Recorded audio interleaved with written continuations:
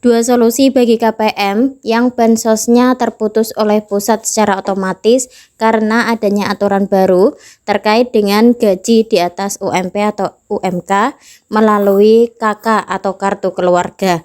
Nah, untuk mengetahui dua solusi tersebut seperti apa, simak informasinya setelah intro berikut ini.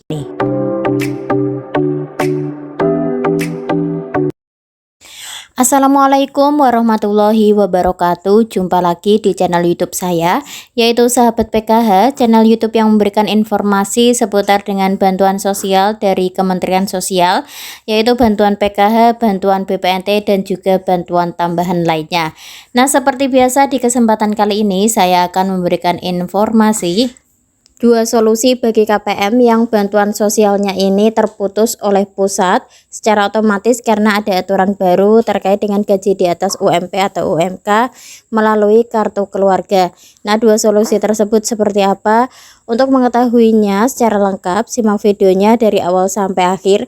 Jangan di skip agar mendapatkan informasi yang secara lengkap dan tidak menimbulkan kesalahpahaman ya. Nah, saat ini sudah memasuki minggu ketiga di bulan September, yaitu tanggal 19 September tahun 2023, di mana ini merupakan periode penyaluran bantuan PKH tahap 4 ya, yaitu di bulan September dan juga bulan Oktober.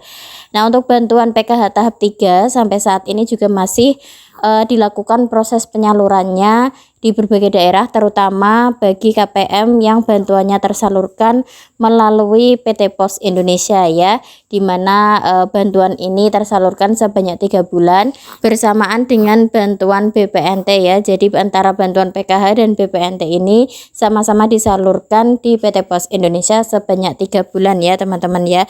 Jadi nantinya bantuan yang diperoleh untuk bantuan BPNT sebesar Rp600.000 dan untuk bantuan PKH-nya ini mengikuti sesuai dengan komponen yang dimiliki. Terkait dengan aturan baru yang mulai diterapkan di penyaluran tahap 3 ini ya, penyaluran bantuan PKH, di mana aturan baru tersebut yaitu KPM atau penerima bantuan PKH dan bantuan BPNT jika di dalam KK-nya terdapat anggota keluarga yang bekerja di PT atau di perusahaan atau di pabrik yang memiliki BPJS Ketenagakerjaan yang mana gajinya ini di atas UMP atau UMK, maka bantuan sosialnya ini secara otomatis off ya, atau di stop oleh pemerintah langsung ya. Jadi tidak hanya bantuan PKH tetapi juga bantuan BPNT dan juga bantuan sosial lainnya yang diperoleh KPM tersebut. Setiap ada masalah pasti ada solusi ya teman-teman ya, sama halnya dengan aturan baru ini. Nah, di sini saya akan memberikan dua solusi terkait dengan aturan baru dari pemerintah di mana KPM atau keluarga penerima manfaat dari bantuan PKH maupun bantuan BPNT ketika di dalam KK-nya ini terdapat anggota keluarga yang memiliki BPJS Ketenagakerjaan dan memiliki gaji di atas UMK dan atau UMP. Nah, ini ada solusinya agar bantuannya ini tetap tersalurkan ya teman-teman ya. Nah, solusinya seperti apa? Yang pertama yaitu ketika di KK ini terdapat anggota keluarga, misalnya anak dari Ibu A ini sudah lulus dari SMA, kemudian dia ini bekerja di salah satu pabrik yang ada di Jakarta dan anak tersebut memiliki BPJS Ketenagakerjaan serta gaji yang dimilikinya ini di atas UMP atau UMK. Nah, secara otomatis ketika terdeteksi oleh Kementerian Sosial, yang mana sekarang kan untuk data dari KPM penerima bantuan PKH maupun BPNT mulai disinkronkan dengan BPJS Ketenagakerjaan. Nah, di sini ketika terdeteksi otomatis bantuan yang dimiliki oleh Ibu A ini akan tidak cair secara otomatis, di mana ini ketidakcairannya ini tidak hanya bantuan PKH-nya tetapi juga bantuan yang lainnya ya. Nah, kemudian di sini ada solusi di mana anak tersebut bisa dikeluarkan terlebih dahulu dari KK si Ibu A ini ya.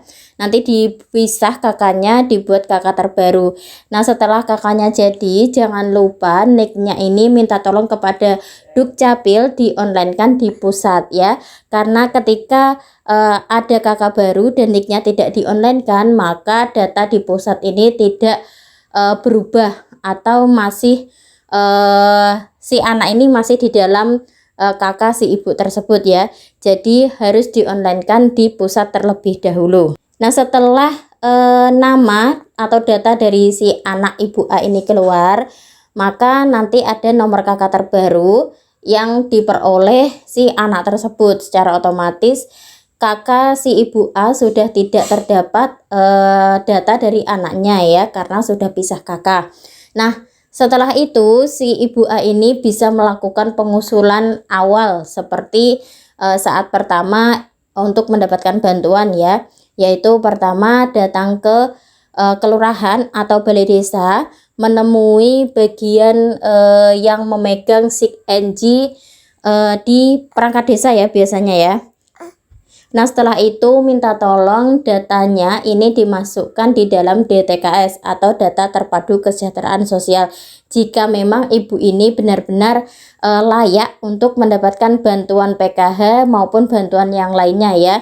Nah, setelah diusulkan di dalam DTKS ini tidak langsung diusulkan, tetapi dilakukan musyawarah desa terlebih dahulu ya, atau biasanya musdes terlebih dahulu membahas terkait dengan pengusulan data untuk mendapatkan bansos ini kepada RT, RW dan juga pihak lainnya ketika dilakukan musdes tersebut. Nah, ketika dilakukan musdes, keputusannya jika ibu A ini layak mendapatkan bantuan, maka ibu A ini akan dimasukkan di dalam DTKS.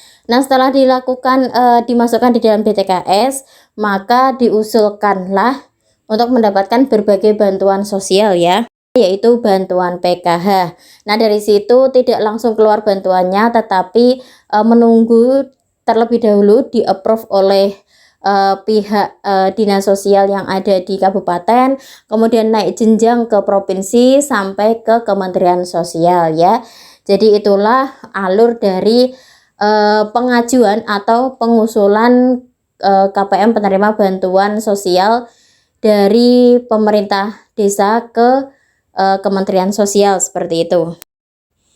Nah, solusi kedua, jika di dalam KK ya, ini terdapat anggota keluarga yang memiliki BPJS Ketenagakerjaan dan juga memiliki gaji di atas UMP atau UMK, dan ini masih belum terdeteksi oleh Kementerian Sosial. Nah, mulai saat ini bisa dilakukan pemisahan data dari yang mendapatkan BPJS Ketenagakerjaan tersebut ya. Jadi lebih tepatnya mengantisipasi agar bantuannya tetap tersalurkan. Dan langkahnya juga sama seperti yang saya jelaskan di sebelumnya ya.